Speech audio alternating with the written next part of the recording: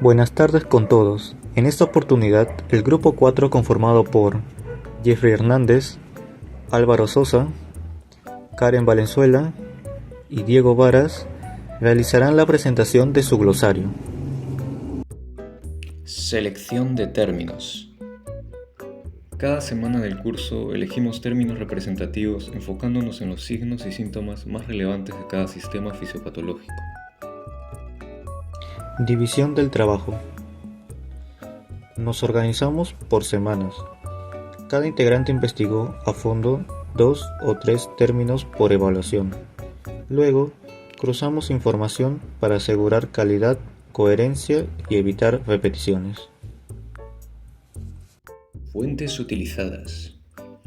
Usamos fuentes académicas actualizadas como Access Medicine, StatPearls, Cielo y otras bases de datos. Todas están citadas en formato Vancouver en la bibliografía. Muy bien, chicos, el gato científico lo agradece. Estructura. Nuestro glosario empieza con una carátula que contiene el logo de la universidad, el curso, los nombres de las doctoras, el grupo de práctica y los integrantes. Seguida la carátula, tenemos las indicaciones generales para la realización del glosario. Además, este glosario cuenta con separadores por cada evaluación para una organización óptima. Aunque con pequeñas diferencias, cada entrada contiene el mismo formato.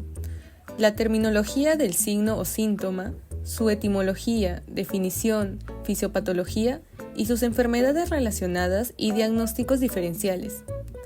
También las páginas cuentan con la semana a la que pertenecen sus signos o síntomas. Evolución. Como pueden observar, en la S1 priorizamos mantener una estética sobria y minimalista sobre la facilidad de lectura, mientras que en las últimas entradas ha sido todo lo contrario, y se puede visualizar en detalles como el tamaño aumentado de la letra en general y más en la terminología, la imagen representativa del signo o síntoma que ahora agregamos a su lado para hacernos un concepto más sólido y trasladar la fisiopatología a una página entera para poder explayarnos más a profundidad y colocar gráficos que ayuden a una mejor comprensión de la información. Trabajo colaborativo.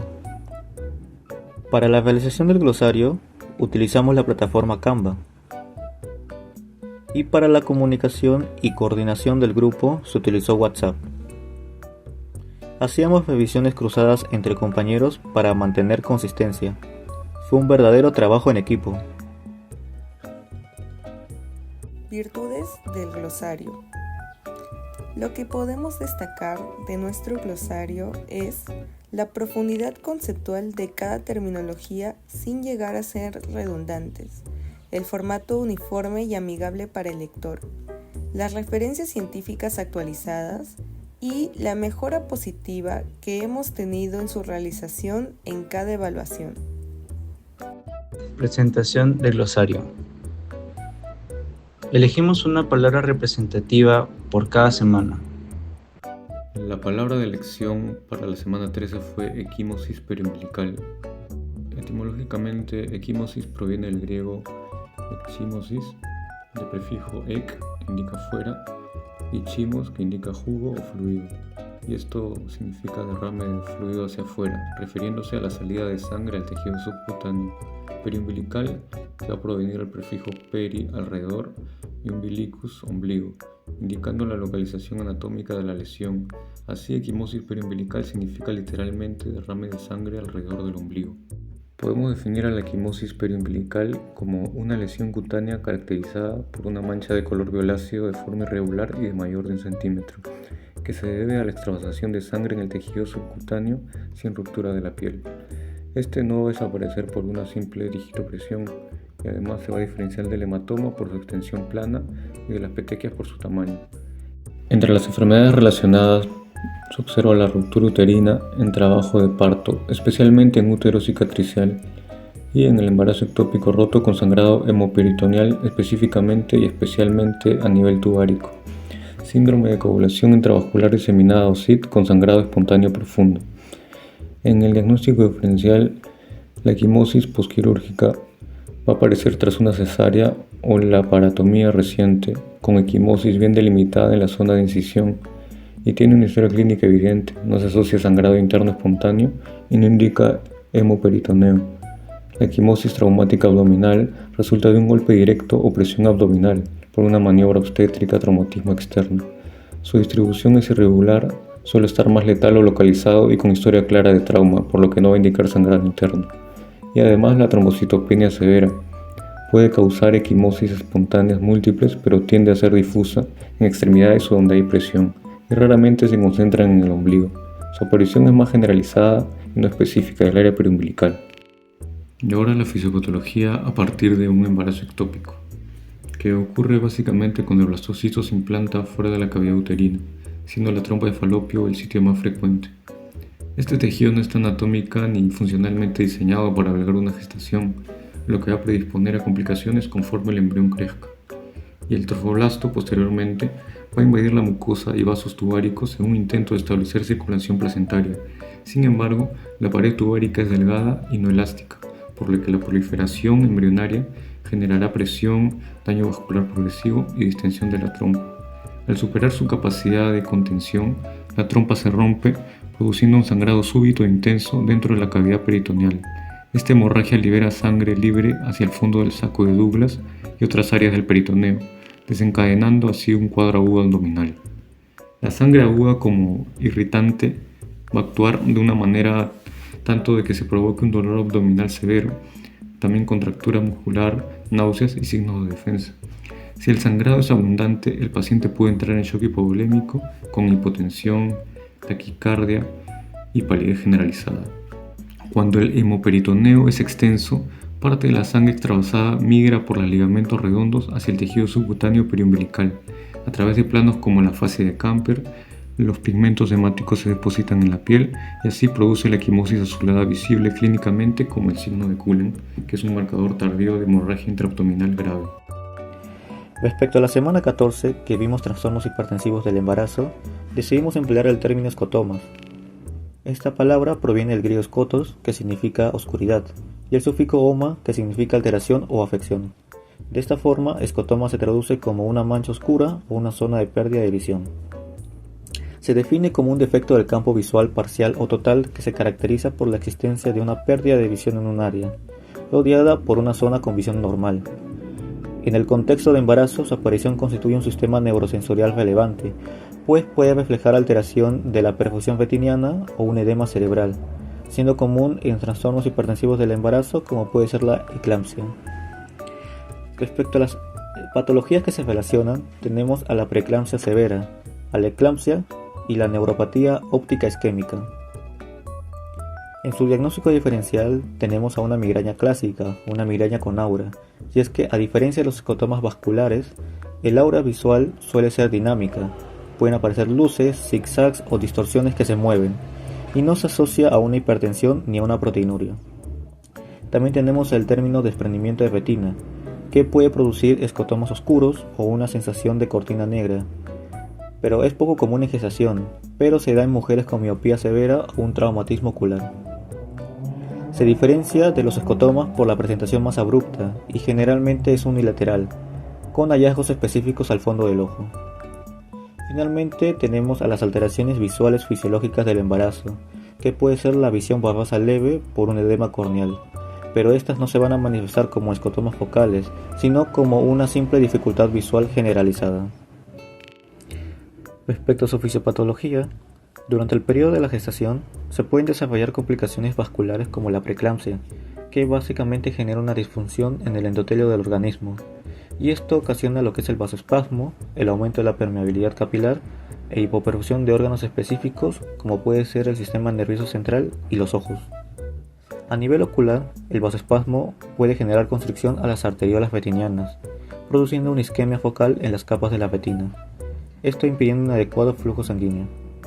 Esto da lugar a alteraciones en la transmisión del estímulo visual, generando escotomas tanto de tipo negativo como manchas oscuras o positivo como luces centellantes en el campo visual. y en algunos casos se ha observado edema de retina.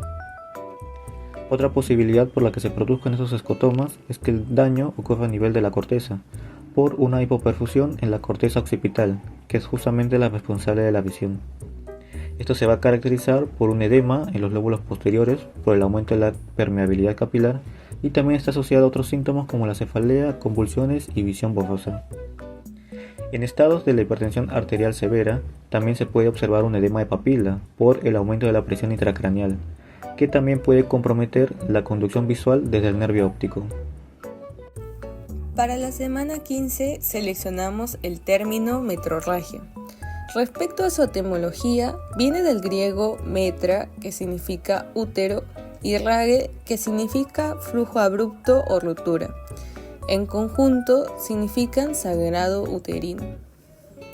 La metrorragia se puede definir como una hemorragia uterina normal que ocurre fuera del periodo menstrual esperado.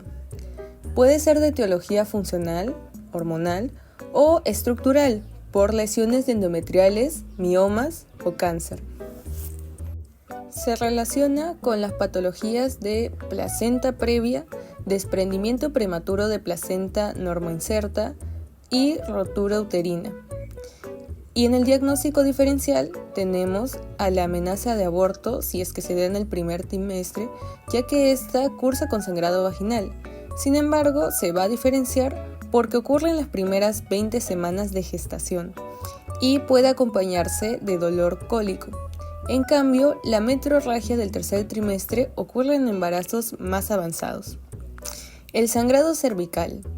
Aquí el cuello uterino puede sangrar ante traumatismos leves, como el coito o el tacto vaginal, especialmente si está inflamado o lesionado, y se distingue por ser de origen cervical y no uterino. Finalmente tenemos la menometrorragia, que es el sangrado uterino anormal que combina duración prolongada y flujo irregular.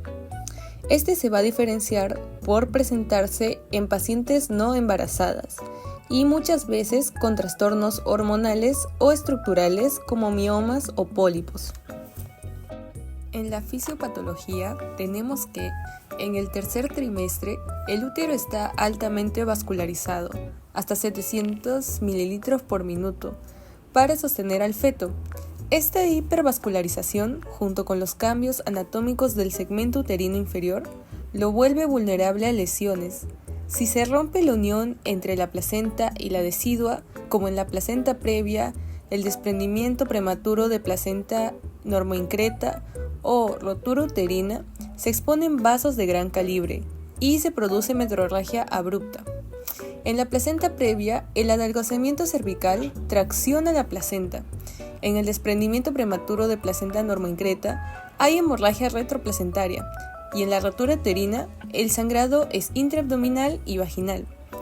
El segmento uterino inferior, con menos músculo liso, tiene poca capacidad contráctil, por lo que el sangrado es difícil de contener. El cuerpo intenta compensar activando la coagulación, pero si el sangrado persiste, se consumen los factores y plaquetas, generando coagulopatía de consumo o coagulación intravascular diseminada. Además, condiciones como preeclampsia o infecciones agravan todo al dañar el endotelio, aumentando la severidad de la hemorragia. Reflexión final.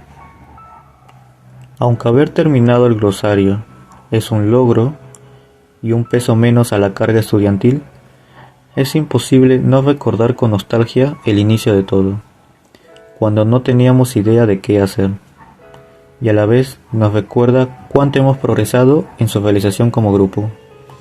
Este glosario no solo es un trabajo académico, sino una herramienta de estudio construida entre todos. Nos permitió integrar teoría, clínica y razonamiento diagnóstico, lo que creemos que refleja el espíritu del curso de Fisiopatología 2.